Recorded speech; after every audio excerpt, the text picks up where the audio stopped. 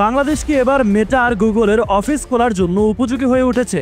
বাংলাদেশে মেটার অফিস খোলার জন্য অনেক বছর ধরে চেষ্টা করেও সেটা আর সম্ভব হয়ে ওঠেনি, কারণ নীতিগত কিছু জটিলতা ছিল, আবার অবকাঠামোগতও কিছু ঝামেলা ছিল। যেমন মেটাকে ভ্যাট ট্যাক্স ছাড় না দেওয়া, ব্রডকাস্ট নীতি নিয়ে ঝামেলা, আবার কন্টেন্ট নিয়ন্ত্রণে কঠিন নীতিমালা।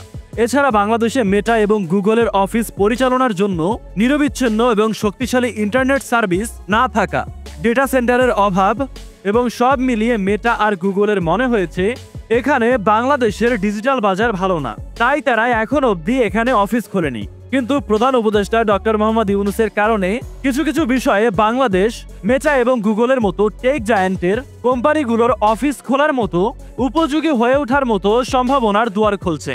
যেমন বাংলাদেশ অলরেডি স্টারলিংক ইন্টারনেট সেবার জন্য আবেদনের অনুমোদন হয়ে গেছে। তারপরে Chinese internet giant company Tencent তারাও বাংলাদেশে আসতে আগ্রহী। তো ইভেনচুয়ালি বাংলাদেশে একটা স্ট্রং ইন্টারনেট সার্ভিস নিয়ে যে একটা ইস্যু ছিল সেটা কিন্তু ধীরে ধীরে দূর হওয়ার সম্ভাবনা দেখা যাচ্ছে। এখন আসা যাক ডেটা সেন্টার নিয়ে।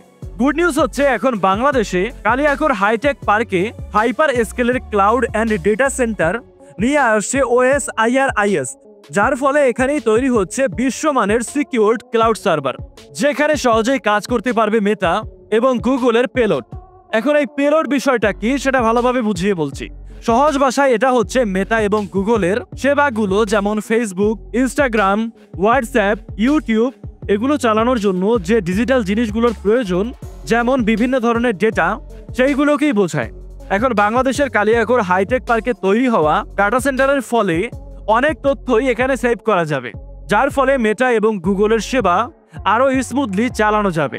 সহজ ভাষায় এখন ফেসবুক বা গুগলের তথ্য যেমন, অর্থাৎ আপনার পোস্ট বা ভিডিও সিঙ্গাপুর কিংবা আমেরিকার সার্ভারে রয়েছে, কিন্তু এই তথ্যগুলো যদি বাংলাদেশের ডেটা সেন্টারে রাখা হয় তাহলে ফেসবুক বা গুগলকে আর বিদেশের সার্ভারের উপরে নির্ভর করতে হবে না, তারা বাংলাদেশেই তাদের সেবা চালাতে পারবে।